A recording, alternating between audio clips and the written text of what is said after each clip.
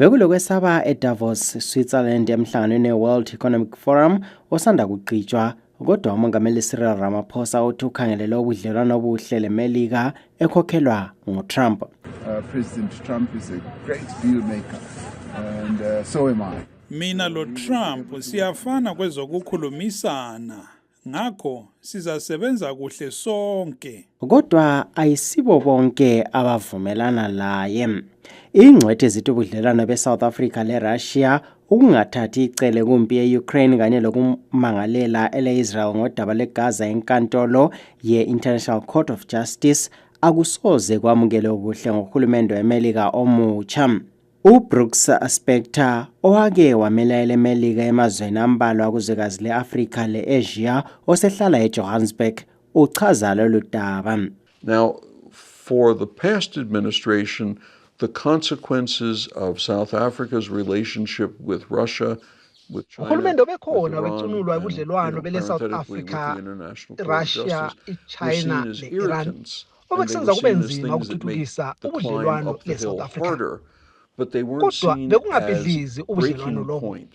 Phansi kwahulumende kaTrump konke lokhu kulakho ukubhidliza ubudlelwano njengoba uhulumende omutsha ezakukhangelisisa. EleSouth Africa lilunga elezinikeleyo kumanyano weBRICS ongumanyano wamazwe agoqela eleRussia leChina.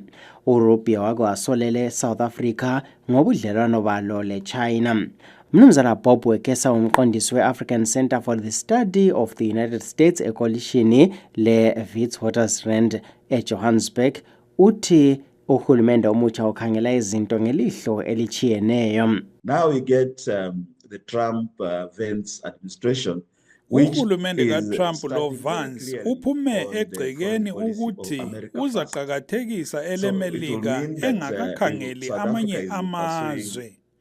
Ngakho kutsho ukuthi eleSouth Africa nxa liqhakathekisa umanyano weBRICS liza kuba sengxakini. Iziphathamandla zebandla lama-Republicans sezikhuthaze ukuthi kukhangelisiswe ubudlelwano leSouth Africa.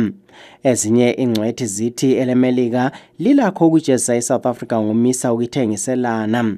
Mnumzana Ray Hartley ongumqondisi wezokuchwayisisa kwinhlanganiso yaseSouth Africa eBrenthurst Foundation uthi lokhu kungenzeka nxa eleSouth Africa lingaqhubeka lelobudlelwano lamazwe angadlelani leWashington. Yeah, I think that this sort of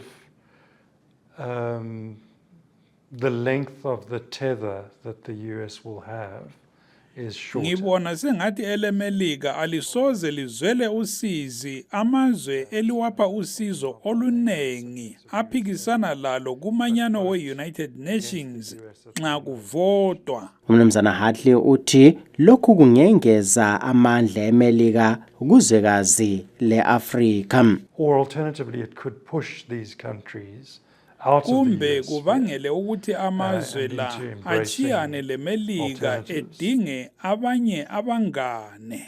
Ingcwethi zithi eleMelika lilakho ukuqhubeka ngohlelo lweLobito Corridor olwenjanji ethwala amatshe aligugu asuka eZambia leDemocratic Republic of Congo esiya elwandle. Esinye isinqumo esikhulu esilakho ukuthathwa ngeleMelika ngesokwamukela iSomaliland njengesigaba esizimeleyo eSomalia. Kodwa uSpector uthi phezu kwakho konke lokhu izwekazi leAfrika lihambe phambili kwinhlelo zikahulumende omutsha. As far as Africa is concerned, let's be honest and let's be fair about it. Africa is very far down the totem pole. Nxa sikhangela iAfrika iqiniso ngelokuthi uhulumende kaTrump akayiqhakathekisi kangako. Ukuhambo lwakhe lwakuqala phandle kwelizwe uRubio uzalubhekisa ePanama. Udaba loluqoqwe intatheli izindaba yeVOA uKate Bartlett eseJohannesburg eSouth Africa lalethulela yimi uTabaka Ncube oweStudio 7.